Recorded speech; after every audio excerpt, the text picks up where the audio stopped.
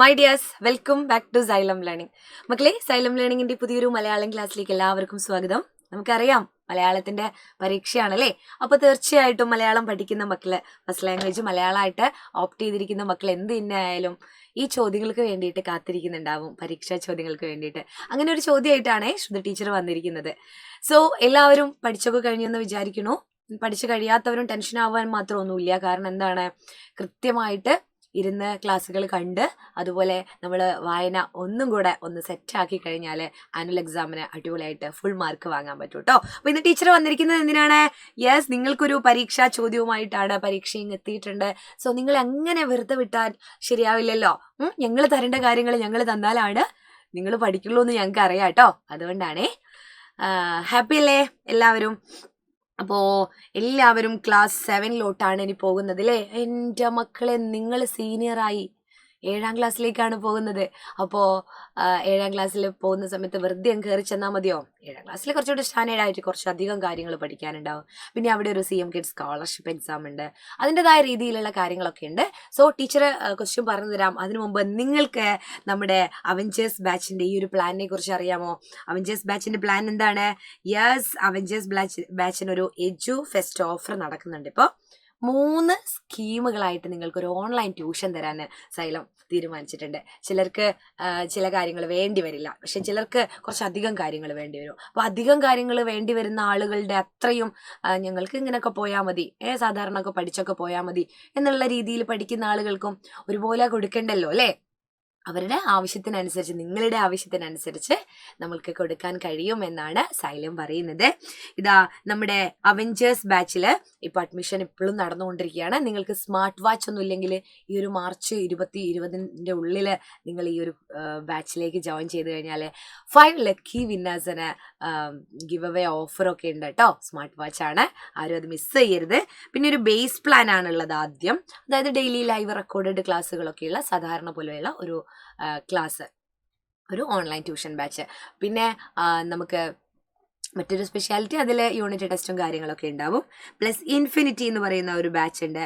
നിങ്ങൾക്ക് ഓൾറെഡി എന്താണ് end game revision എന്ന് പറയുന്ന ഒരു സംഗതിയും അതുപോലെ പ്രീ റെക്കോർഡഡ് സെഷൻ ഉണ്ടായിരിക്കും. എൻഡ് ഗെയിം ബാച്ചും പ്രീ റെക്കോർഡഡ് സെഷനും, അതായത് നിങ്ങൾക്ക് ലൈവ് കാണാൻ പറ്റില്ല, പക്ഷേ നിങ്ങൾക്ക് ആ ഭാഗങ്ങൾ നല്ല രീതിയിലൊന്ന് പഠിക്കണം. അപ്പം നമ്മുടെ ഈ ഒരു ബാച്ചിൽ എന്തുണ്ടാവും, നിങ്ങൾക്ക് കാണാൻ തക്ക പാകത്തിന് ഏത് വിഷയമാണോ, ഏത് യൂണിറ്റാണോ, ഏത് കോൺസെപ്റ്റാണോ വേണ്ടതെന്ന് കൃത്യമായിട്ടും അടയാളപ്പെടുത്തിയ റെക്കോർഡഡ് വീഡിയോസ് ഉണ്ടാവും. അത് മാത്രം എടുത്ത് കണ്ടാൽ മതി. ഇനിയിപ്പോൾ മുഴുവനായിട്ടും കാണണമെങ്കിൽ അങ്ങനെയുണ്ട്. അങ്ങനെയുള്ളൊരു ബാച്ചാണ് ഇൻഫിനിറ്റി എന്ന് പറയുന്നത്. ഇനി മക്കളെ, നിങ്ങൾ 6ാം ക്ലാസ്സിൽ നിന്ന് 7ാം ക്ലാസ്സിലേക്ക് പോവുകയാണ്. സോ ഫാൽക്കൺ എന്ന് പറയുന്ന ഒരു ബാച്ചും കൂടെ, ഒരു സ്കീമും കൂടെ നമ്മൾ ആഡ് ചെയ്യുകയാണ്. അതെന്താണെന്ന് വെച്ചാൽ, ഫ്യൂച്ചറിൽ നീറ്റ് JEE ഒക്കെ എഴുതാൻ ആഗ്രഹിക്കുന്ന മക്കളുണ്ടാവും അല്ലേ? എൻട്രൻസ് ഒക്കെ എഴുതി ആ ഒരു മേഖലയിലോട്ട് പോകാൻ ആഗ്രഹിക്കുന്നവർക്ക് ഇപ്പോഴേ സയൻസ് വിഷയങ്ങളിൽ ഒരു ബേസ് കൊടുക്കാൻ വേണ്ടിയിട്ടുള്ള ഒരു ബാച്ചാണ്. അതും കൂടെ കിട്ടുകയാണെങ്കിൽ നിങ്ങൾ ഇൻഫിനിറ്റി പ്രോ ജോയിൻ ചെയ്യാം. അപ്പോൾ ബേസ് പ്ലാനും ഇൻഫിനിറ്റിയും ഇൻഫിനിറ്റി പ്രോ ആണ് നമുക്കുള്ളത്. ഇപ്പൊ തന്നെ താഴെ കാണുന്ന നമ്പറിൽ അല്ലെങ്കിൽ 9995400800 എന്ന് പറയുന്ന നമ്പറിൽ ഒന്ന് കോൺടാക്ട് ചെയ്യാം. സോ നിങ്ങൾക്ക് എന്ത് ചെയ്യാൻ പറ്റും, ഇതിന്റെ കംപ്ലീറ്റ് ഡീറ്റെയിൽസ് അറിയാൻ പറ്റും. ഇതിലേത് ബാച്ചാണ് നിങ്ങൾക്ക് വേണ്ടതെന്ന് ഞാൻ പറയുന്നത്.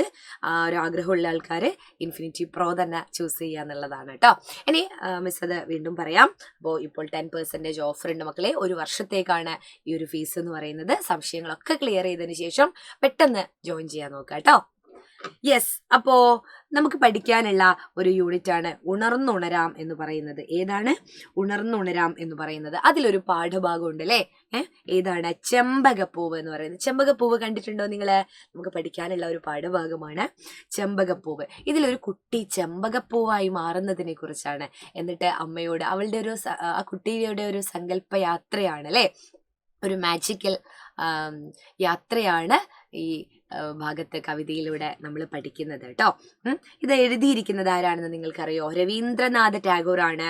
രവീന്ദ്രനാഥ ടാഗോറിനെ നമ്മൾക്കറിയാം, ദിവസവും നമ്മൾ ജനഗണമന ദേശീയ ഗാനം ആലപിക്കാറുണ്ട് അല്ലേ? ആ സമയത്ത് നമ്മൾ ഓർക്കേണ്ട ഒരു മനുഷ്യനാണ് ആര്? രവീന്ദ്രനാഥ ടാഗോർ. അത് എഴുതിയത് ഇദ്ദേഹമാണ്. ഇനി നിങ്ങൾക്കൊരു പരീക്ഷാ ചോദ്യം ഞാൻ പറയട്ടെ. ഇപ്പൊ എന്തായാലും കഴിഞ്ഞ പ്രാവശ്യം ഒക്കെ ഉണ്ടായിരുന്നു, ലഘു ജീവചരിത്ര കുറിപ്പ് തയ്യാറാക്കുക. കുറേ സൂചനകൾ തരും മക്കളെ. ആ സൂചനകൾ തന്നു കഴിഞ്ഞാല് അതെല്ലാം ചേർത്ത് വെച്ചുകൊണ്ട് എന്റെ മക്കൾ എന്ത് ചെയ്യണം? യെസ്, അതില് എല്ലാം വൃത്തിക്ക് ഭംഗിക്ക് അടുക്കി പെറുക്കി വെച്ചുകൊണ്ട് എഴുതണം. സൂചന ക്ലൂ ഒക്കെ നിങ്ങൾക്ക് തരും. ജനിച്ച വർഷം, മരിച്ച വർഷം, പിതാവിന്റെ പേര്, മാതാവിന്റെ പേര്, അദ്ദേഹം എഴുതിയ പുസ്തകങ്ങള്, അദ്ദേഹത്തിന് കിട്ടിയ പുരസ്കാരങ്ങള്, അത് ആരെക്കുറിച്ചാണെങ്കിലും. അപ്പൊ രവീന്ദ്രനാഥ് ടാഗോറിനെ കുറിച്ച് എനിക്കൊരു സാധ്യതയായിട്ട് തോന്നുകയാണ്. ജീവചരിത്രക്കുറിപ്പ് എഴുതാൻ പറയുമ്പോൾ രവീന്ദ്രനാഥ് ടാഗോറിനെ കുറിച്ച് വന്നു കഴിഞ്ഞാൽ നിങ്ങൾക്കത് എഴുതാൻ പറ്റണം എന്നുള്ളതാണ് കേട്ടോ. സോ എങ്ങനെയാണ് ഒരു ജീവചരിത്രക്കുറിപ്പ് എഴുതുക? ജനനം, മരണം ഒക്കെ തന്നിട്ടുണ്ടാവും. എവിടെയാണ് ജനിച്ചത് അല്ലേ? അപ്പോൾ ആരെക്കുറിച്ചാണെങ്കിലും ജനനം തന്നിട്ടുണ്ടാവും, ജനനം, ഇവിടെ മരണവും, അങ്ങനെ ഒരുമിച്ചായിരിക്കും തരാം അല്ലേ? പിന്നെ ജന്മസ്ഥലം തന്നിട്ടുണ്ടാവും. മിക്കവാറും, ചിലത് അങ്ങനെ തരണമെന്നില്ല, പക്ഷെ എന്താണ് തന്നത് എന്ന് വെച്ച് നമുക്കത് വികസിപ്പിക്കാം. തന്നിരിക്കുന്ന കാര്യങ്ങളെ നമ്മൾ എങ്ങനെ മനോഹരമായ ഭാഷയിലൂടെ ഒരു പാരഗ്രാഫായിട്ട് എഴുതും, അല്ലെ മറ്റുള്ളവർക്ക് മനസ്സിലാവുന്ന രീതിയിൽ എങ്ങനെ എഴുതും എന്നൊക്കെയാണ് നമ്മൾ പരീക്ഷാ പേപ്പറിൽ കാണുന്ന സമയത്ത് അവർ ചെക്ക് ചെയ്യുന്നത് കേട്ടോ. മാതാപിതാക്കൾ അല്ലെ, പിന്നെ എന്താണ് പ്രധാന കൃതികൾ, ജീവിതത്തിലെ പ്രധാന സംഭവങ്ങൾ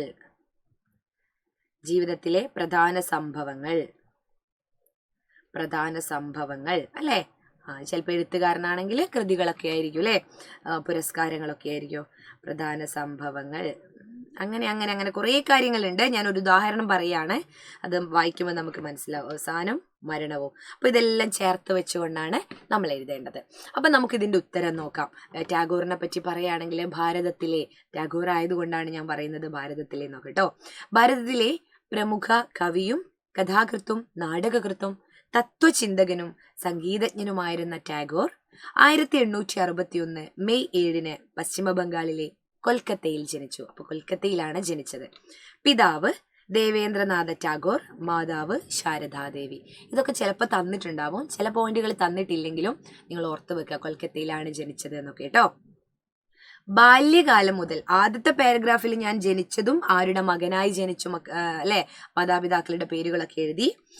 ബാല്യകാലം മുതൽ സാഹിത്യത്തിൽ താല്പര്യം പ്രകടിപ്പിച്ച ടാഗോർ കവിത, നോവൽ, ചെറുകഥ, നാടകങ്ങൾ, ഗാനങ്ങൾ തുടങ്ങി വിവിധ സാഹിത്യ ശാഖകളിൽ അദ്ദേഹം കഴിവ് തെളിയിച്ചു. അദ്ദേഹത്തിന്റെ പ്രശസ്ത കൃതിയായ ഗീതാഞ്ജലി എന്ന് പറയുന്നത് ആരുടെ കൃതിയാണ്? ടാഗോറിന്റെ കൃതിയാണ് അല്ലെ. ഗീതാഞ്ജലി 1913 സാഹിത്യത്തിനുള്ള നോബൽ സമ്മാനം നേടി. നോബൽ സമ്മാനം നേടുന്ന ആദ്യ ഇന്ത്യൻ സാഹിത്യകാരനായിരുന്നു ആര്? നമ്മുടെ രവീന്ദ്രനാഥ ടാഗോർ. അപ്പൊ നമ്മൾ ഗീതാഞ്ജലിക്കാണ് ലഭിച്ചത് എന്ന് എഴുതാം. അത്രയും കാര്യങ്ങളൊക്കെ എഴുതിയേ. ടാഗോർ രചിച്ച, നമ്മൾ പറഞ്ഞു, ജനഗണമന എന്ന ഗാനം, ജനഗണമന അതിനായക ജയ ഹേ അല്ലെ, അത് ആ ഒരു ഗാനം പിന്നീട് ഇന്ത്യയുടെ ദേശീയ ഗാനമായി അംഗീകരിക്കപ്പെട്ടു. അതൊന്നും തന്നിട്ടില്ലെങ്കിൽ നിങ്ങൾക്ക് എഴുതാൻ പറ്റുമോ? നിങ്ങൾക്ക് എഴുതാൻ പറ്റുന്ന പോയിന്റുകൾ ചേർത്ത് വെച്ചുകൊണ്ട് വേണം എഴുതേണ്ടത്. ഇത് സെന്റൻസ് ആയിട്ട് ആശയം എന്താണ്, ആശയം നഷ്ടപ്പെടാത്ത രീതിയിൽ ഇത് വായിക്കുമ്പോൾ ഒരു കണക്ഷൻ വരണം അല്ലെ. വിദ്യാഭ്യാസ രംഗത്തും അദ്ദേഹം ശ്രദ്ധേയനായിരുന്നു. ഇത് തന്നിട്ടില്ലെങ്കിൽ ഓർത്തു വെക്കുക. 1921 വർഷം ഓർമ്മയില്ലേലും വേണ്ട, വിശ്വഭാരതി എന്നൊരു സർവകലാശാല ഇദ്ദേഹം സ്ഥാപിച്ചു. സ്നേഹം, പ്രകൃതി, മാനവികത എന്നിവയാണ് അദ്ദേഹത്തിന്റെ രചനകളിലെ പ്രധാന വിഷയങ്ങൾ. ഇനിയിപ്പോ സ്ഥാപനം എന്നും വേണമെങ്കിൽ പറയൂട്ടോ, വിശ്വഭാരതി എന്ന സ്ഥാപനം എന്നും നമുക്ക് പറയാട്ടോ. എന്നാ സ്ഥാപനം, വിദ്യാഭ്യാസ സ്ഥാപനം അല്ലേ, സ്ഥാപനം. ഇതില്ലെങ്കിലും അങ്ങനെ തന്നെ. ഇന്ത്യൻ സാഹിത്യത്തെയും സംസ്കാരത്തെയും അല്ലെ, ഇന്ത്യയിലെ സാഹിത്യത്തെയും സംസ്കാരത്തെയും ലോകമൊട്ടാകെ പരിചയപ്പെടുത്തിയ മഹാനായ കവിയാണ് ആര്? രവീന്ദ്രനാഥ ടാഗോർ. 1941 ഓഗസ്റ്റ് 7 ആര് അന്തരിച്ചത്? നമ്മുടെ ടാഗോർ അന്തരിച്ചത്. അപ്പോൾ ആദ്യം ചിലപ്പോൾ ജനിച്ചതായിരിക്കും തരിക. ഇങ്ങനെ ടാഗോർ എന്ന് എഴുതിയിട്ട് ജനനം, ജനിച്ച വർഷം, മരണം എന്നൊക്കെ പറഞ്ഞായിരിക്കും തരിക. അപ്പോൾ ആദ്യം നമ്മൾ ജനനം എഴുതിയിട്ട് അവസാനത്തോട്ടാണ് നമ്മൾ മരണം എഴുതേണ്ടത്. അത് ആദ്യം തന്നെ തന്നിട്ടുണ്ടല്ലോ എന്ന് വിചാരിച്ചിട്ട് ആദ്യം എഴുതാൻ പാടില്ല കേട്ടോ. അപ്പോൾ പരീക്ഷാ ക്വസ്റ്റ്യൻ ആണ്. ആരും എന്ത് ചെയ്യാൻ പാടില്ല, സ്കിപ്പ് ചെയ്യാൻ പാടില്ല. ബാക്കി ഡീറ്റെയിൽ ആയിട്ടുള്ള കാര്യങ്ങൾ മിസ് എന്ത് ചെയ്യും, നമ്മുടെ ലൈവ് ക്ലാസ്സിലെ മാരത്തോണില് ടീച്ചറെ ഡിസ്കസ് ചെയ്യുന്നതായിരിക്കും. അപ്പോൾ ആരും എന്ത് ചെയ്യാൻ പാടില്ല, നമ്മുടെ മാരത്തോണുകളൊന്നും സ്കിപ്പ് ചെയ്യാൻ പാടില്ല. സോ സബ്സ്ക്രൈബ് ചെയ്യാത്തവർ സബ്സ്ക്രൈബ് ചെയ്യുക, നമ്മുടെ വാട്സപ്പ് കമ്മ്യൂണിറ്റി ഗ്രൂപ്പിൽ ജോയിൻ ചെയ്യുക, പറഞ്ഞ കാര്യം മറക്കാതിരിക്കുക. നമ്മുടെ അവഞ്ചേഴ്സ് ബാച്ചിൽ ജോയിൻ ചെയ്യാനുള്ള കാര്യങ്ങൾ ഇന്ന് തന്നെ നിങ്ങൾ തയ്യാറെടുക്കുക കേട്ടോ. അപ്പോൾ അടുത്ത ക്ലാസ്സിൽ കാണാം. അതുവരേക്കും ബൈ.